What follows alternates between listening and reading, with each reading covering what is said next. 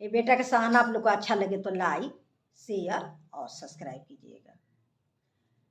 उगे गईले चानमा भरमी गईले रे आखिया रे, बैठना सुंदर दुल्हा फूल के रे से जियावा, अरे बैठना सुंदर दुल्हा फूल के रे से जियावा।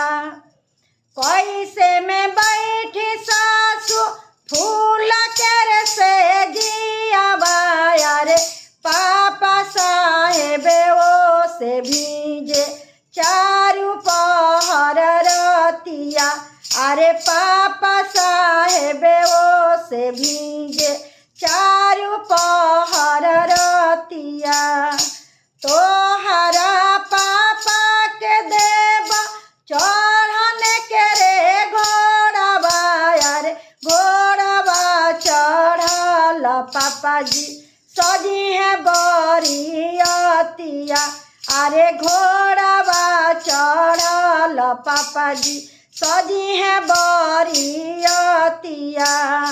उगी गईले चानमा भरमी गईले रे आखिया, अरे बैठना सुंदर दुल्हा फूल के रे से जियावा, अरे बैठना सुंदर दुल्हा फूल के रे से जियावा। कैसे में बैठी सरहद फूल के रे से जियावा, अरे चाचा साहेब ओ से भीजे चारू पहर रतिया, अरे भैया साहेब ओ से भीजे चारू पहर रतिया। तोहरा भैया के देवा चढ़ने के बुलेटवा, अरे बुलट चरिया भैया सजी है बरियतिया, अरे बुलट चरिया चाचा सजी है बरियतिया।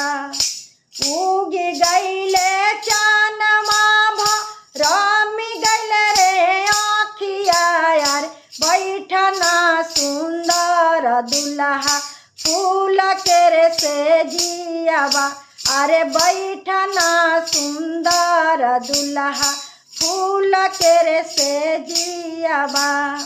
कैसे में बैठी साली फूल के रे से जियावा, अरे जीजा साहेब ओ से भीजे चारू पहर रतिया, अरे जीजा साहेब ओ से भीजे चारू पहर रतिया।